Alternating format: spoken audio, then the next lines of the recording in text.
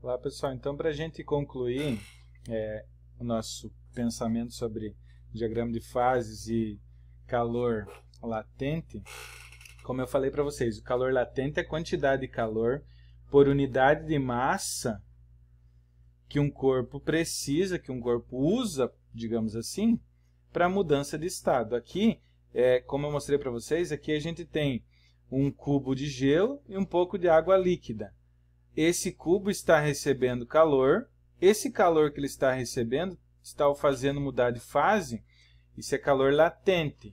Mas mostrei para vocês naquele diagrama que durante a mudança de fase, tanto o cubo aqui de gelo quanto a água líquida, elas estão em 0 graus.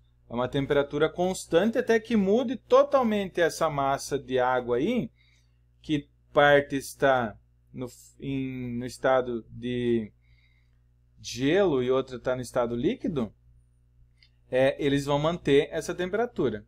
Na sequência aqui, que eu estava mostrando para vocês, a gente falou sobre o diagrama de fases, estava falando sobre calor latente, a fórmula do calor latente. Aqui, como eu falei para vocês, imaginem aquela água lá no estado sólido. Tem um cubo de gelo no estado sólido. A temperatura vai aumentar. Quando chegar em 0 graus, ela vai permanecer constante até que toda a massa de gelo derreta. Depois vai começar a aumentar de novo. Quando chegar em 100 graus, vai começar a vaporizar.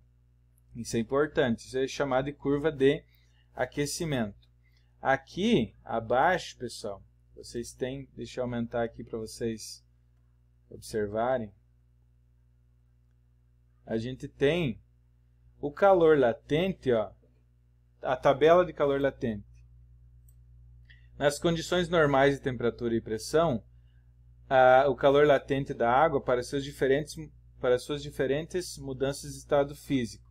Falando da água, mas cada material, cada substância pura vai ter sua particularidade, vai ter seu ponto de fusão, seu ponto de ebulição e vai ter seu calor latente também tabelado. Por exemplo, sobre a água, na transformação, fusão, a quantidade de calor latente é 80 calorias. 80 calorias por grama. Então, para a água passar do estado sólido para o líquido, cada grama de água precisa de 80 calorias. Calor latente.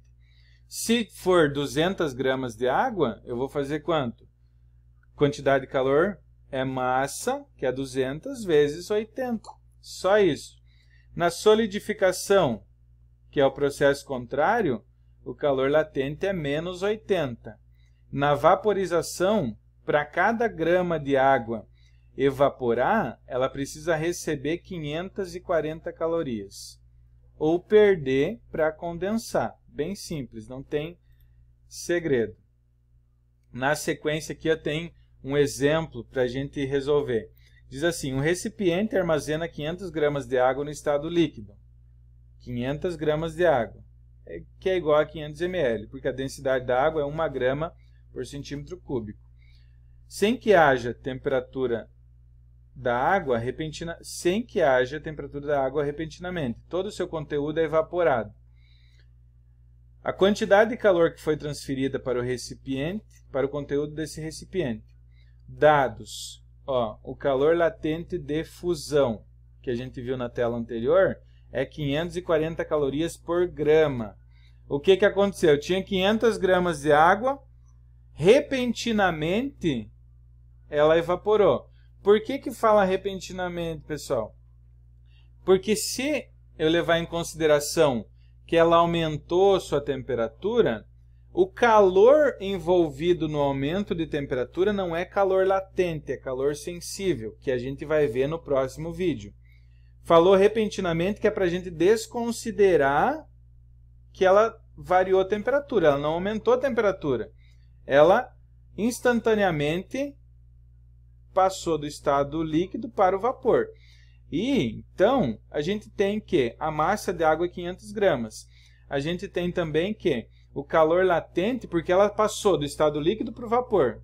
A quantidade de calor latente para fusão, para vaporização, nesse caso da água, é 540 calorias por gramas. Para a gente calcular, como é que a gente vai calcular? Quantidade de calor latente, nesse caso aqui, quantidade de calor, que é medida em calorias, é dada por massa vezes o calor latente da água, que nesse caso é 540. Então, é só fazer a massa, 500 vezes 540. 270 mil calorias foi a quantidade de calor latente, nesse caso, necessária para que essas 500 gramas de água no estado líquido evaporassem. Beleza? Então, seria mais ou menos isso. Aqui a gente tem mais ou menos um mapa mental para mostrar para vocês. Ó, calor. Calor ele provoca dilatação linear, superficial ou volumétrica. Calor é energia térmica em trânsito. O calor ele se propaga por condução, por convecção, por radiação. Calor latente. Calor latente está associado à mudança do estado físico. Beleza? E o calor sensível, ele está associado à variação de temperatura de um corpo, que a gente vai ver no próximo vídeo, vídeo 3. Um abraço e até a próxima.